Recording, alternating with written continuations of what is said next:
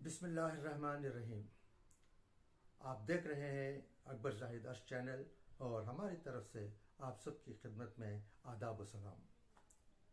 ये बड़ी मसरत की बात है कि अर्श चैनल ने सिर्फ चंद ही माह में 1000 सब्सक्राइबर का हदफ पार कर लिया और इसके सब्सक्राइबर्स रोज़ बरोज़ बढ़ते ही जा रहे हैं। ये सब अल्लाह ताला का फजल करम है और हमारे नाजरीन के ताउन की वजह भी है। आइए आज हम आपको शहर वानम्बाड़ी के एक नौजवान यूनानी डॉक्टर से मुलाकात कराएं जिन्होंने बहुत ही कम अरसे में तिब्बे यूनानी में अपने लिए एक मुनफरिद मकाम पैदा कर लिया है। इस नौजवान डॉक्टर का नाम है डॉक्टर मोहम्मद इफ्तिखार अहमद। उन्होंने गवर्नमेंट यूनानी मेडिकल कॉलेज चेन्नई से अपनी BUMS की डिग्री हासिल की और इसके बाद post graduate university of Madras से किया। शहर वानम्बाड़ी में अपनी प्रैक्टिस शुरू की और एक मुख्तसर सी मुद्दत में अपने इलाज और अपने हुस्न अखलाक से लोगों को अपना गिरवेदा बना लिया। अभी हाल ही में उन्होंने एक बहुत ही शानदार हॉस्पिटल आबिदा यूनानी हॉस्पिटल के नाम से शुरू किया है, जिससे मुत्तसिल यूनानी अद्वियात की एक दुकान भी है। क़ब्ल अज़ीम उन्होंने डॉक्टर इफ्ती यूनानी हर्बल हॉस्पिटल के नाम से अपना एक हॉस्पिटल शुरू किया था। वो तमिलनाडु यूनानी डॉक्टर्स फोरम और तिरुपतूर आयुष डॉक्टर्स फोरम के कन्वीनर भी हैं। इसके अलावा वो कई अहम तिब्बी तंजीमों भी अहम ओहदे रखते हैं। खासकर कोविड-19 वबा के दौरान उन्होंने जो खिदमात अंजाम दी हैं उसे शहरियान वानम्बाड़ी कभी भुला नहीं पाएंगे। तो उस वक्त यहाँ एक यूनानी कोविड केयर सेंटर का क़याम अमल में लाया गया और ये आपको जानकर ताज्जुब होगा कि ये पूरे मुल्क में वाहिद यूनानी कोविड केयर सेंटर था और ये कोविड केयर सेंटर शहर वानम्बाड़ी में क़ायम हुआ था और रियासती हुकूमत ने इसको कायम करने की इजाज़त दी थी। इस कोविड केयर सेंटर में डॉक्टर इफ्तिखार अहमद साहब और उनकी टीम ने बहुत सारी खिदमात अंजाम दी, बहुत ही बेलौस खिदमात अंजाम दी और 100% मरीज़ यानी जो भी मरीज़ यहाँ पर दाखिल हुए वो सब के सब शिफायाब होकर अपने घरों को पहुँचे और इनका इलाज यूनानी अद्वियात के ज़रिए किया गया था। ये बहुत बड़ी बात है और इसके बाद गवर्नमेंट को, हुकूमत को यूनानी तिब्बे यूनानी की इफादियत और अहमियत का अंदाज़ा हुआ। न सिर्फ हुकूमत को अंदाज़ा हुआ बल्कि आवाम को भी इसका अंदाज़ा हुआ कि तिब्बे यूनानी किस कदर फ़ायदेमंद होती है। डॉक्टर साहब की बेपनाह तिब्बी खिदमत के एतराफ़ में उन्हें बहुत सारे अवार्ड्स भी हासिल हुए हैं, जिनमें बेहतरीन यूनानी डॉक्टर अवार्ड बराए 2021 और कोविड फ्रंटलाइन वॉरियर अवार्ड भी शामिल हैं, जो हुकूमत तमिलनाडु की जानिब से अता किए गए थे। इनकी समाजी खिदमत का दायरा बहुत ही वसी है। बहरहाल नाज़रीन, काफ़ी अरसे से हम डॉक्टर इफ्तिखार साहब से मुलाकात का सोच रहे थे और चाहते थे कि इनसे तिब्बी यूनानी के ताल्लुक़ से कुछ गुफ्तगू की जाए और इस गुफ्तगू को अर्श चैनल के ज़रिए पूरी दुनिया तक पहुँचाया जा सके। अल्लाह का शुक्र है कि इसका मौका हमें सिर्फ 2 दिन पहले इसका मौका भी मिल गया। आइए अब हम डॉक्टर इफ्तिखार साहब से मुलाकात करते हैं। अस्सलाम वालेकुम डॉक्टर साहब। वालेकुम सलाम व रहमतुल्लाह। बहुत खुशी हुई कि आज आपने एक शानदार क्लिनिक यूनानी क्लिनिक का क़याम अमल में लाया है। तो इस क्लिनिक को कायम करने का ख्याल आपके दिल में कैसे हुआ? इसका हिस्ट्री लॉन्ग जाता है जी। हमारे वालिद साहब उमरी थे जी। उमरी करने के बाद उनको कर्नूल में BUMS की सीट मिली थी। वो टाइम तभी भी कामिल करके था। तो यूनानी मेडिकल कॉलेज चेन्नई के गवर्नमेंट यूनानी मेडिकल कॉलेज से पहले प्रिंसिपल जो थे अजीज़ुर रहमान साहब, उनके साथ वालिद उमरी गए थे। तो अजीज़ुर रहमान साहब कर्नूल चले गए पढ़ने। वालिद को हमारे दादा नहीं भेजे क्योंकि दादा विलेज से थे तो उतना दूर भेजने ये नहीं करते थे। तो वालिद का कभी भी ड्रीम था कि कोई बच्चे को BUMS कराना, यूनानी तिब्बी खिदमत में लेके आना लगे। तो फॉर्चुनेटली अल्हम्दुलिल्लाह जब मैं 12th पढ़ के आया तो ट्राई तो किया था MBBS को, 1 मार्क से मुझे गवर्नमेंट सीट नहीं मिली, अच्छा। कट ऑफ में 1 मार्क चला गया था। तो वालिद बोले BMS पढ़ो, इम्प्रूवमेंट लिखो, देखेंगे करके। जी जब BMS में ज्वाइन किया तो 1 साल में मुझे पता चल गया कि ये मतलब एक बहुत बड़ा ज़ख़ीरा है। तो BMS पढ़ने से मैं इंग्लिश मेडिसिन भी पढ़ ले सकता हूँ, यूनानी भी पढ़ ले सकता हूँ, तो what is the better for patient decide कर सकता हूँ करके। उसके बाद मुझे उसमें इंटरेस्ट चला गया, तो इम्प्रूवमेंट भी नहीं लिखा, ऐसे BMS कर दिया। तो फर्स्ट ये है। दूसरा जो है, हम इतना ऊपर आने का बहुत बड़ा क्रेडिट हमारे वालिदा को जाता है, माशाल्लाह। मिस आबिदुन्निसा बेगम, जो हमारे गर्ल्स स्कूल में उर्दू मुंशी रहे हैं। तो मुराबाद का जो मदरसा निस्वान है वह वालिदा ने क़ायम किया था। हबीबिया ओरिएंटल जो स्कूल है आमपुर की, उसके पहले अच्छा। HM हमारे वालिदा थे। माशाल्लाह माशाल्लाह। उसके बाद वानेबड़ी में फातिमा मेट्रिकुलेशन स्कूल का जितना भी जो बेसिक जो भी था वो परमिशन लेके वो स्कूल को अपग्रेड करने में वालिदा का रोल था। तो उसके बाद गवर्नमेंट जॉब मिला तो इधर आ गए। तो इतने मसरूफियात के बीच में भी 5 बच्चों को भी पढ़ाए, 5 बच्चे भी ग्रेजुएट, चार भाई और एक बहन है। बड़े भाई इंजीनियर हैं, सेकंड बहन है वो MA इंग्लिश लिटरेचर हैं, थर्ड मैं हूँ, BMS हूँ।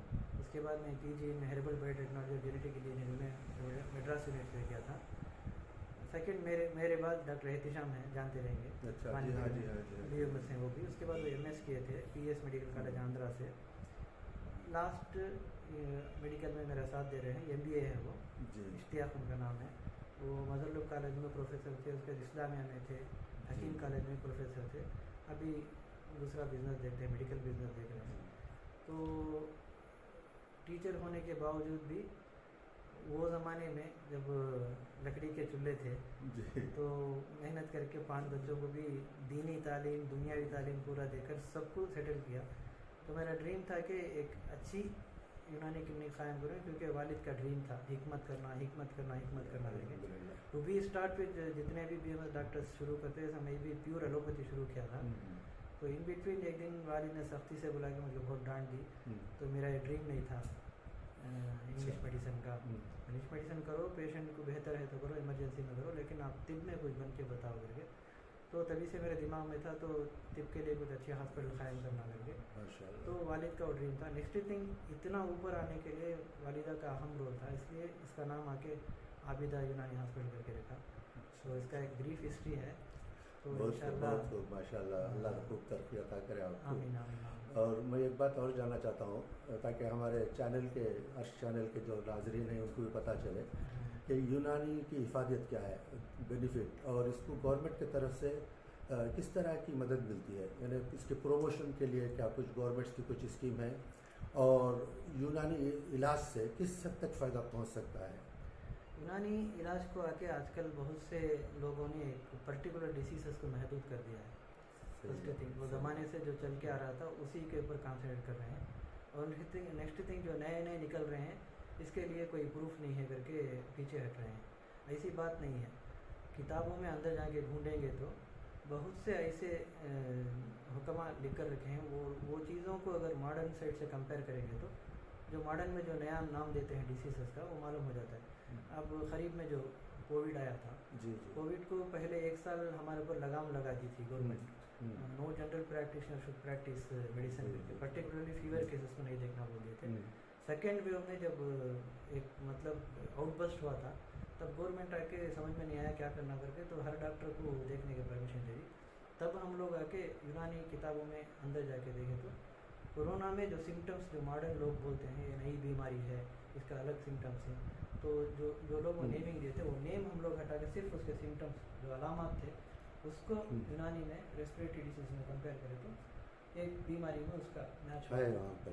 तो हम समझ गए उस ज़माने में हुक्मा इसी को बोल रहे थे, ये बीमारी नहीं है, उस ज़माने में भी थी। हाँ जी हाँ, बहुत सारे अमराज जो है ना, मैं देखता हूँ हिस्ट्री के किताबों में मिलता है कि ये कोविड ही की तरह की बीमारियाँ इससे पहले 400 साल पहले भी आई हैं, 300 साल पहले भी आई हैं, 200 साल पहले भी आई हैं, 100 साल पहले भी आई हैं।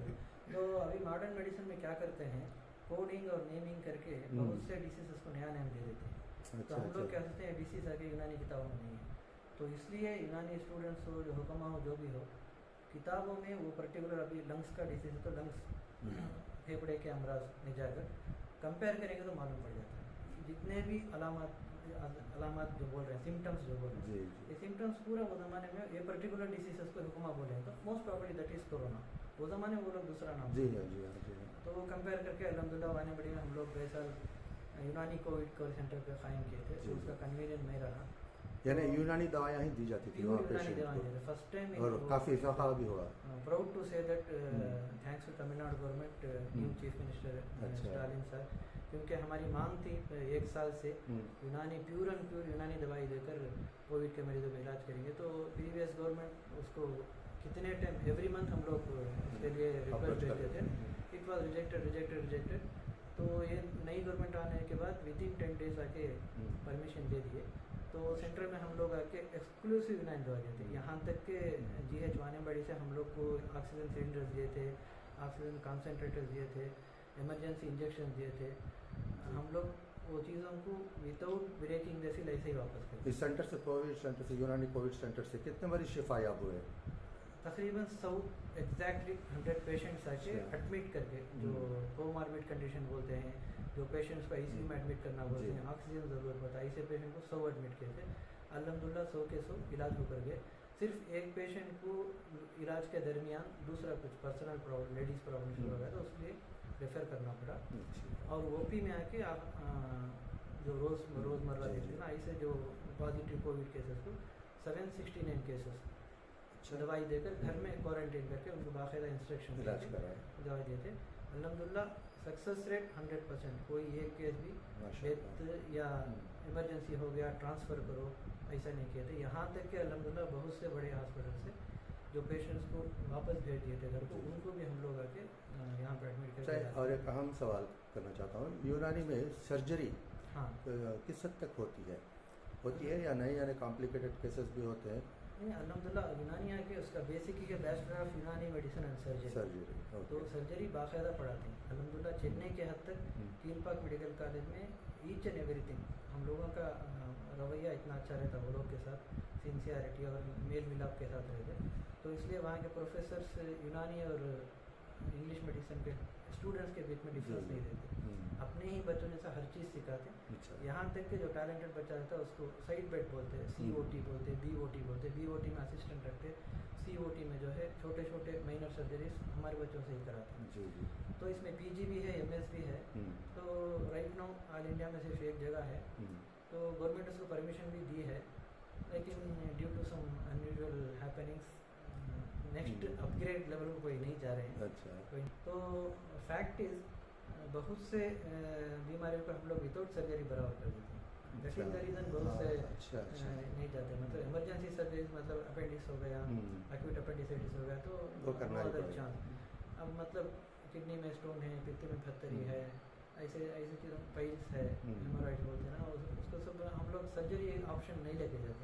जब दवाई काम करते हैं तो way to go for surgery करके, थायराइड के डले रहते हैं तो सर्जरी करना बोलते हैं, 3 महीने या 6 महीने में कंप्लीट गायब हो जाते हैं। तो फाइब्राइड रहता है, औरतों में फाइब्राइड करके डले रहते हैं, उसको ऑपरेशन नहीं करना, हिस्टेक्टमी करना बोलते हैं। तो वहाँ पे MS भी करके रहा था यूनानी डॉक्टर, तो BMS पढ़ के आके रहने से उसको मालूम रहता है कि I can treat with this medicine, तो क्यों सर्जरी करें। तो यूजुअली ये जो स्टोन प्रॉब्लम है, पित्त का या किडनी स्टोन, वो सब आसानी से हो जाता है विदाउट सर्जरी। किडनी स्टोन तो बहुत आसान से हो जाता है आजकल, तो due to lifestyle changes बहुत कॉमन हो गया है। एक ज़माना था हम लोग सिर्फ समर में देखते थे, अभी irrespective of any climate, any season, any time, her time stone patient तो बहुत कॉमन हो गया।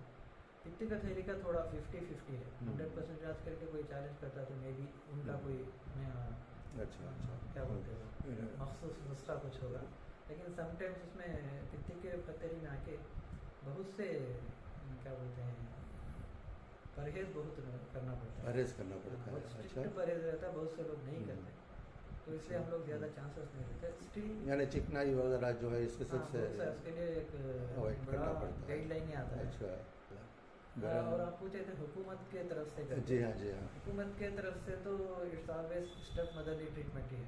अच्छा, अगर you are going for all India level और स्टेट लेवल, तो ऑल इंडिया लेवल में ये गवर्नमेंट आने के बाद they are more concentrating on naturopathy and yoga, उसके बाद वो लोग आयुर्वेदा को प्रेफर करते हैं। इसके पहले कैसा था, आयुर्वेदा ज़्यादा प्रेफर करते थे।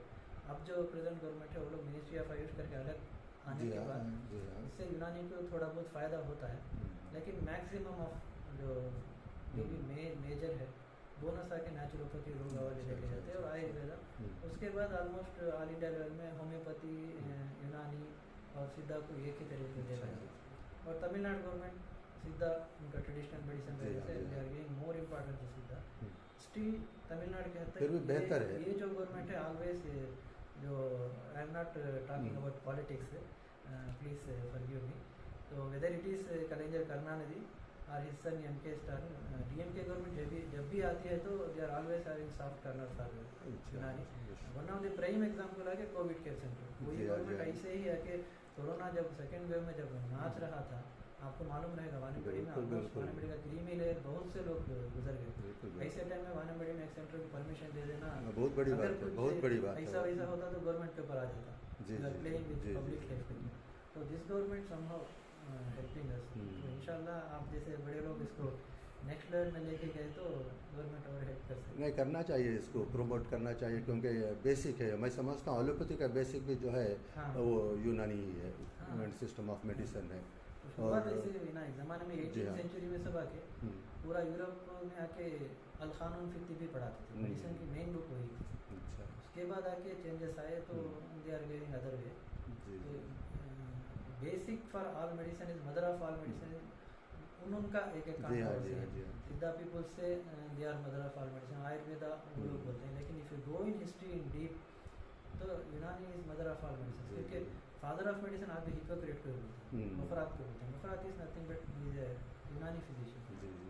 तो देखेंगे। और आपके चैनल की तरफ से एक दरख्वास्त है कि वानपड़ी जैसे एक माइनॉरिटी डोमिनेटेड बस्ती में जहाँ यूनानी को जो ज़्यादा पसंद करते हैं, तो इस बस्ती में तिरुपतूर डिस्ट्रिक्ट में this is the only town, Vaniyambadi GH हो या कोई PHC हो, गवर्नमेंट यूनानी डॉक्टर नहीं है। अच्छा। तो इस चैनल के ज़रिए से आप मे बी हमारे चीफ मिनिस्टर साहब को या हेल्थ मिनिस्टर साहब को ये मालूमात पहुंचाना, क्योंकि यहाँ के लोग बहुत लाइक करते हैं यूनानी के लिए, पर्टिकुलरली प्राइवेट क्लिनिक रहने के बावजूद भी बेसिक वो भी एक दिन को 50-60 जाता है तो इट्स मोर देन एनीथिंग। तो प्राइवेट से अगर गवर्नमेंट में रहा तो बहुत खिदमत कर सकते हैं। सही बात है। अभी फ़िलहाल ये नहीं है। फिलहाल नहीं, आमूर में है, तिरुपतूर में भी नहीं है। तमिलनाडु का अगर उठा के देखेंगे तो हर डिस्ट्रिक्ट हेडक्वार्टर्स में एक यूनानी विंग तो है, समटाइम 2-3 भी है। वानपड़ी में नहीं है कोई भी। तिरुपतूर डिस्ट्रिक्ट में इन पर्टिकुलर नहीं है, ऑलमोस्ट अच्छा, टोटल जीरो। तिरुपतूर डिस्ट्रिक्ट में ही नहीं इवन है। आमूर में भी जो है वो ESI क्लिनिक में एक वैकेंसी था, वो डॉक्टर्स रहते हैं नहीं रहते हैं, जी। लेकिन स्टेट गवर्नमेंट के थ्रू से full Tirupattur, this is the only district where there is no Unani doctor. Other हर डिस्ट्रिक्ट में 1 या 2 है, तो इसको कैरी फॉरवर्ड करना पड़ेगा। तो हाल में हम लोग पूरे जमात के लोगों से और जितने भी तंजीमें हैं उसके तरफ से भी चीफ मिनिस्टर को लेटर भेजे थे, जी जी। वानपड़ी आमूर या तिरुपतूर में यूनानी विंग खोलो करके। तो देखेंगे इंशाल्लाह। इंशाल्लाह हो जाएगा, हाँ। उम्मीद करते हैं अल्लाह से भी और हुकूमत से भी, अच्छा। क्योंकि अगर दूसरे स्टेट्स में है, दूसरे अजलास में है तो ऑलमोस्ट ये थोड़ा न्यू तो डिस्ट्रिक्ट है ना, ये डिस्ट्रिक्ट में अभी नहीं है। इसीलिए थोड़ा अभी तक इस तरफ तवज्जो नहीं दी गई है। हाँ। शायद इंशाल्लाह हो जाएगा बहुत जल्द इंशाल्लाह। बहरहाल बहुत बहुत शुक्रिया डॉक्टर साहब, आपने अपना कीमती वक्त इनायत किया और डिस्टर्बेंस के लिए मैं माफ़ी चाहता हूँ और शुक्रिया अदा करता हूँ कि आपने वक्त दिया हमारे चैनल के लिए। बहुत शुक्रिया। अस्सलाम वालेकुम। तो ये रहे डॉक्टर मोहम्मद इफ्तिकार अहमद साहब, और ये जो इमारत देख रहे हैं आबिदा यूनानी हॉस्पिटल की खूबसूरत सी इमारत है। इसके अंदर देखिए, यह हैं वो एजाज़ात जो डॉक्टर मोहम्मद इफ्तिकार अहमद साहब को अता हुए हैं हुकूमत की जानिब से भी और बहुत सारे तिब्बी तालीमी इदारों की तरफ से भी और समाजी इदारों की तरफ से भी। उन्हीं उनके खिदमात के एतराफ़ में ये तमाम एजाज़ात अता हुए हैं। यह है उनके हॉस्पिटल का अंदरूनी मंज़र। यहाँ देख सकते हैं यहाँ पर एक मेडिकल स्टोर भी है। यहाँ तमाम किस्म की यूनानी, सिद्धा और आयुर्वेदिक दवाएं दस्तयाब होती हैं। बड़े प्यार से, बड़े ही खुलूस से डॉक्टर इफ्तिखार अहमद साहब ने अपना ये हॉस्पिटल बनाया है ताकि तिब्बे यूनानी को फ़रोग़ दिया जा सके और यूनानी तिब के ज़रिए, यूनानी अद्वियात के ज़रिए मरीज़ों का इलाज किया जा सके। जैसा कि डॉक्टर मोहम्मद इफ्तिखार अहमद साहब चाहते हैं कि वानिम्बाड़ी गवर्नमेंट हॉस्पिटल में एक यूनानी मेडिकल विंग कायम किया जाए ताकि मरीज़ यूनानी तरीक़े इलाज से भी फायजाब हो सकें। लिहाजा हम अर्श चैनल के प्लेटफार्म से वज़ीर आला श्री एम.के. स्टालिन से इल्तिमास करते हैं कि वो वानिम्बाड़ी गवर्नमेंट हॉस्पिटल में एक यूनानी मेडिकल विंग का आगाज़ करें। ये शहर के आवाम के लिए हुकूमत की तरफ से एक बहुत बड़ा तोहफ़ा होगा।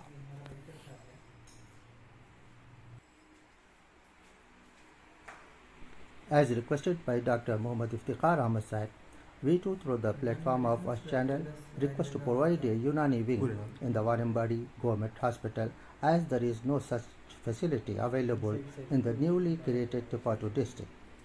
We hope the Honorable Chief Minister, Thiru M.K. Stalin, will consider this and establish a Unani medical wing in the Wanimbadi Government Hospital. नाजरीन, हमें उम्मीद है कि आपको डॉक्टर इफ्तिखार अहमद साहब का ये इंटरव्यू पसंद आया होगा। इस तरह की अहम और मालूमाती वीडियोस को देखने के लिए अर्श चैनल को सब्सक्राइब करें और साथ ही बेल आइकन को भी दबा दें ताकि हमारी हर नई वीडियो की बर वक्त इत्तला आपको मिल सके। शुक्रिया।